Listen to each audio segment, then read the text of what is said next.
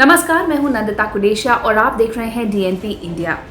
गुजरात के मुख्यमंत्री बनने के रेस में जिसका नाम था वो सब मात खा गए और भूपेंद्र पटेल ने बाजी मार ली।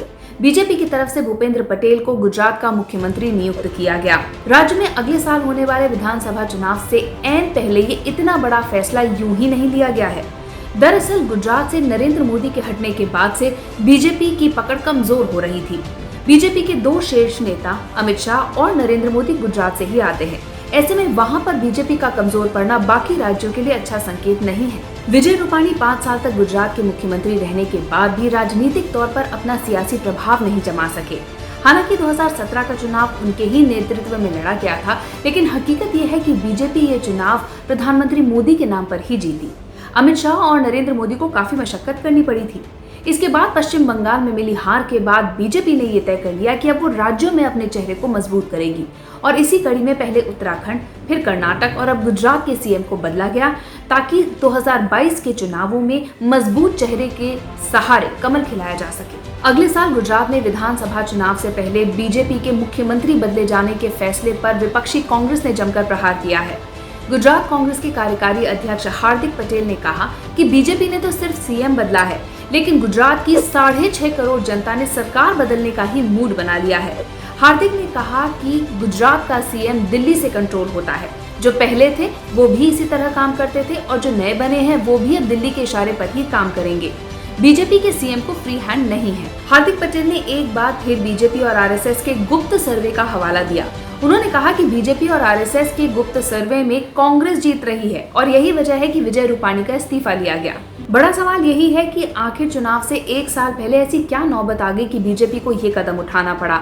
आखिर क्यों बीजेपी ने उसी चेहरे को चलता किया जिसके नाम पर पिछले 4 साल से वो राज करती आई है। हालांकि ये जो उनका एक्सपेरिमेंट है वो सिर्फ गुजरात में ही नहीं बल्कि दूसरे राज्यों में भी हुआ है। एक इकलौता राज्य यूपी ही है जहां पर सारी थ्योरीज फेल हो गई योगी आदित्यनाथ के सामने। बीजेपी को योगी के नाम पर ही आगे बढ़ने पर मोहर लगानी पड़ी।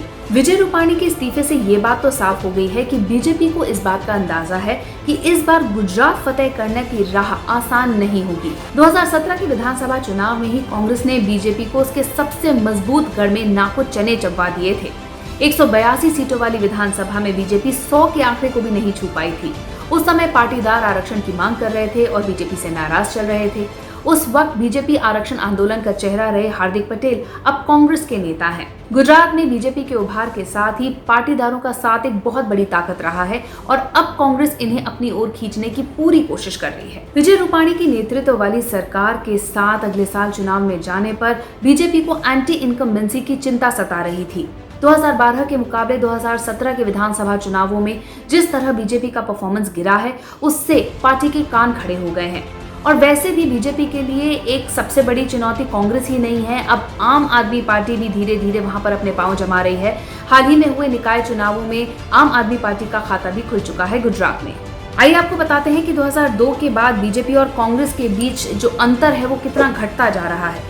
2002 विधानसभा चुनाव में जो अंतर था बीजेपी और कांग्रेस के वोट शेयर के बीच में वो था 10.04%। 2007 के विधानसभा चुनाव में ये घटकर 9.49% रह गया। 2012 में ये सिर्फ 9% रहा और 2017 आते आते कांग्रेस और बीजेपी के वोट शेयर में अंतर सिर्फ 7.7% ही रह गया।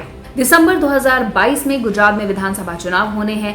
182 सीटों पर चुनाव लड़ा जाएगा। बहुमत का आंकड़ा है 92 और फिलहाल बीजेपी के पास 99 सीटें मौजूद हैं। पार्टी ने 2017 विधानसभा चुनाव में 16 सीटों पर 5000 से कम वोट के अंतर से जीत दर्ज की थी।